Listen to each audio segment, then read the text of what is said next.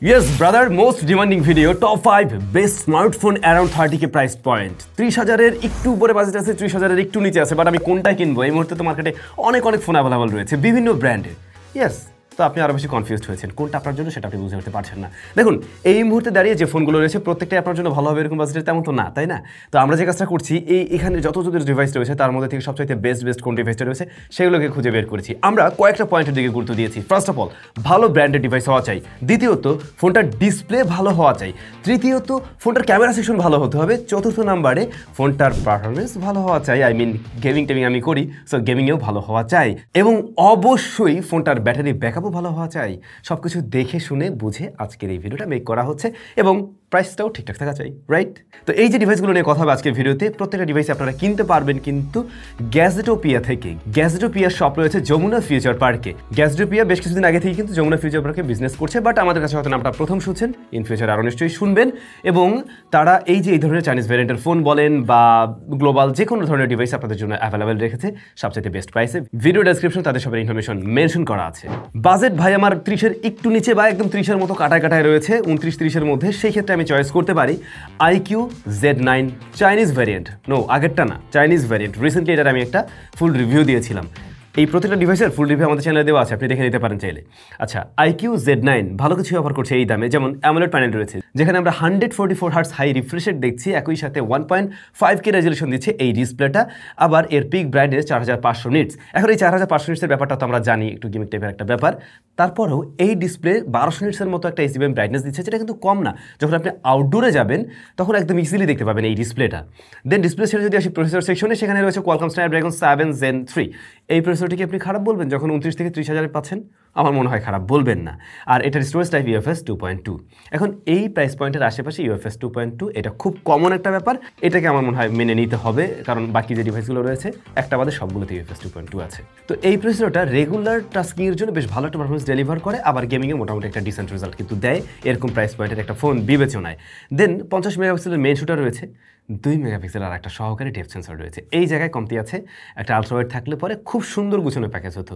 ক্যামেরার এই জায়গাটায় আপনি একটু কমতি পাবেন, বাট মেইন যে শুটারটা ওইটা আবার মোটামুটি প্রমিসিং একটা আউটপুট দিতে পারবে আপনাকে। আর ফ্রন্ট ফেসিং ক্যামেরা 16 মেগাপিক্সেল রয়েছে। ফোনটাতে আমরা পেয়ে যাচ্ছি স্টেরিও স্পিকার এবং সাউন্ড কোয়ালিটি কিন্তু আমরা বেশ ভালোই পেয়েছিলাম।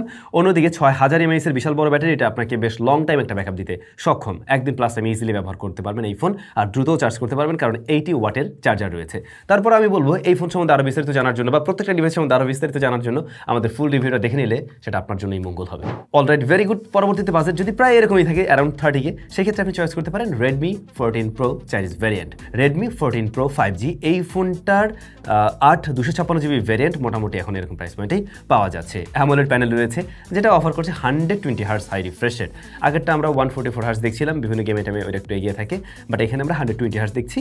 আর এটাও 1.5K রেজলিউশনের একটা প্যানেল, যেখানে 3000 নিটস পিক ব্রাইটনেস শুনতে একটু কম হলেও এটাও মোটেই কম না।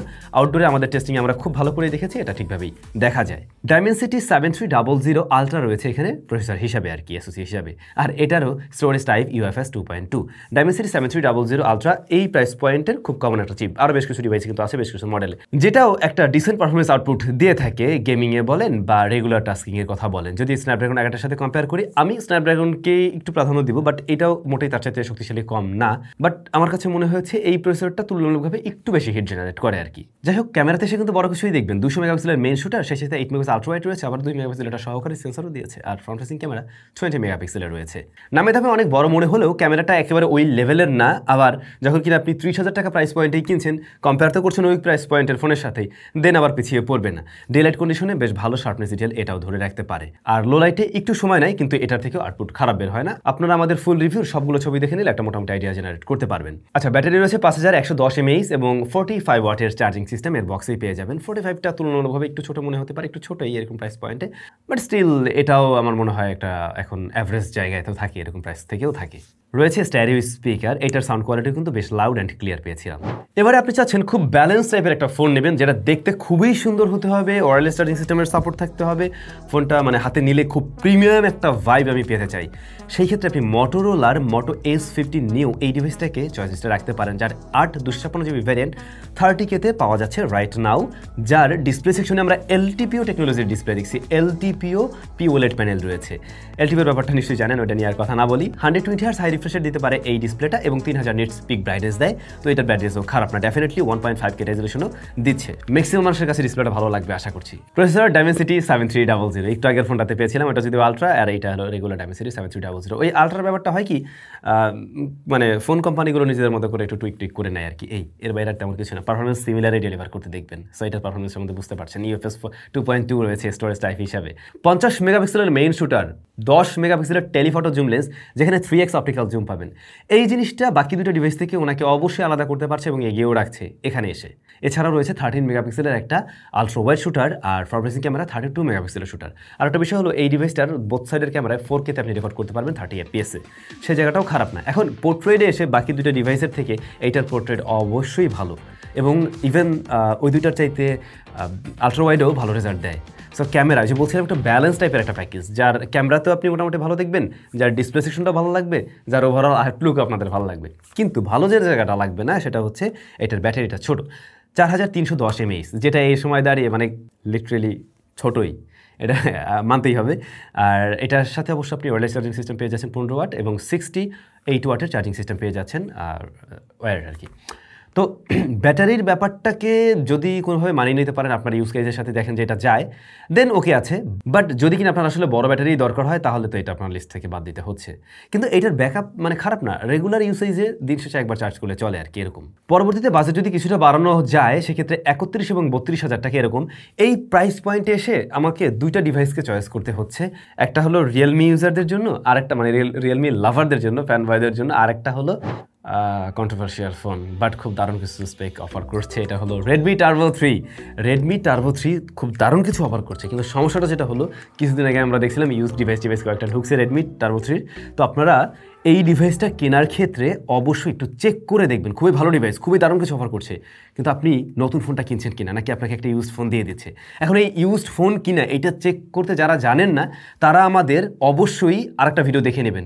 আমি 2-1 দিন আগে একটা ভিডিও দিয়েছিলাম কিভাবে আপনি নতুন একটা ফোন কেনার সময় মানে দেখে শুনে বুঝে কিনবেন যে আপনার ফোনটা আগে অলরেডি কেউ ইউজ করেছে কিনা বা অ্যাক্টিভেট কিনা, সেটা চেক করার বিভিন্ন সিস্টেম রয়েছে।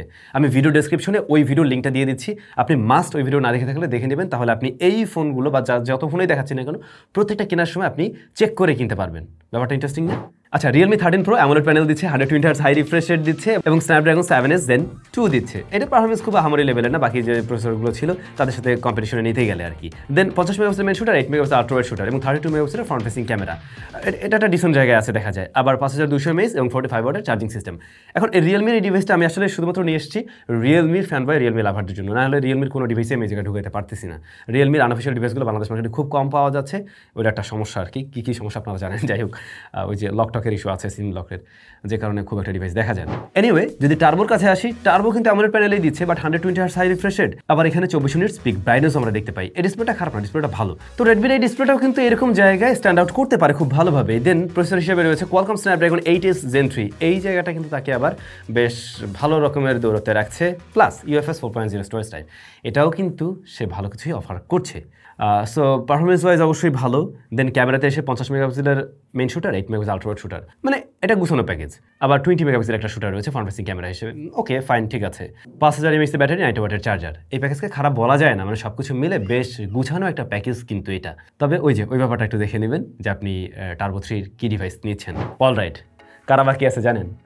বাকি আছে স্যামসাং লাভাররা, ওরা বসে আছে, ভাই কী রে স্যাম ভাই আজকে এগুলো নিয়ে কথা, স্যামসাং লাভাররা কি দোষ করলাম নাকি? ভাই দোষ করেন নাই, দোষ করছে আসলে এই ব্র্যান্ড, তেমন কিছু নেই। আছে শুধুমাত্র স্যামসাং গ্যালাক্সি A35। A35 ওই A34 লাস্ট ইয়ারে খুব জনপ্রিয়তা পেয়েছিল। A35 বারবার ঘুরে ফিরে আসতেছে, এখানে কিছু করার নেই। যেটা মোটামুটি অ্যারাউন্ড 30K-তে পাবেন, 30K-র নিচে একটু নাকি 30K-তে যে মনে পাওয়া যায়, ওটা 8/128GB ভ্যারিয়েন্টটা। আর এটার ক্ষেত্রে আমরা সুপার AMOLED প্যানেল দেখতে পাই, 120Hz হাই রিফ্রেশ রয়েছে, 1000 নিটস পিক ব্রাইটনেস দিচ্ছে। আগেরগুলোর চাইতে এটা ব্রাইটনেস একটু পিছিয়ে থাকে, দেখা যায়, তারপরও দেখা যায় একটু হালকা স্ট্রাগল করতে পারে, চালাতে পারবেন আর কি। বাট এটার কমতির জায়গা হলো Exynos 1380। বাকি যতগুলো প্রসেসর নিয়ে কথা বলছি প্রত্যেকটার চাইতে একদম নিচের পজিশনে আছে, এমনকি গেমিং টেমিংয়ে যদি কম্পেয়ার করেন এগুলোর সাথে সবার থেকে এটা একদম নিচের শ্রেণীতে থাকবে আর কি। সো এটার পারফরমেন্সটা ভালো না।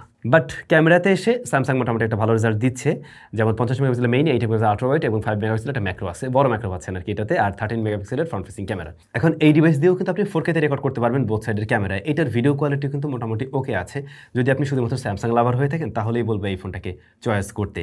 আর 5000 mAh এর ব্যাটারি, 25 ওয়াটের চার্জিং সিস্টেম সাপোর্ট তো নাই, বাট ওটা আবার বক্সে দিবেন, ওটা আবার কিনে নিতে হবে, এই জায়গায় কমতি আছে। আর বাকি ডিসিশনটা আপনার। স্যামসাংয়ের এই ফোনটা আসলে এই প্রাইস পয়েন্টে আমার কাছে এখন দাঁড়িয়ে অন্তত একটু বেশি ছোটো মনে হয়। এটা আসা উচিত এখন 26,000-এ, তাইলে মনে হয় মোটামুটি ঠিক আছে। যাই হোক, আজকে এই যে ফোনগুলো চয়েস করা হয়েছে মোটামুটি এগুলো মার্কেটে রাইট নাও অ্যাভেলেবল রয়েছে। অনেক ডিলেই অনেক সময় দেখা যায় খুব ভালো, কিন্তু সেগুলো মার্কেটে অ্যাভেলেবল থাকে না।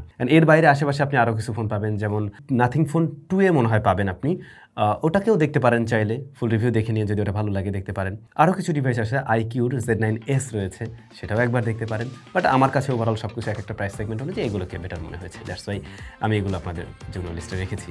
আপনাদের কাছে কেমন লেগেছে কমেন্ট করে জানাবেন। 35K, অ্যারাউন্ড 35K এগুলো খুব শীঘ্রই আসছে। সবাই ভালো থাকবেন, অনেক বেশি ভালো। দেখা হচ্ছে নতুন ভিডিওতে।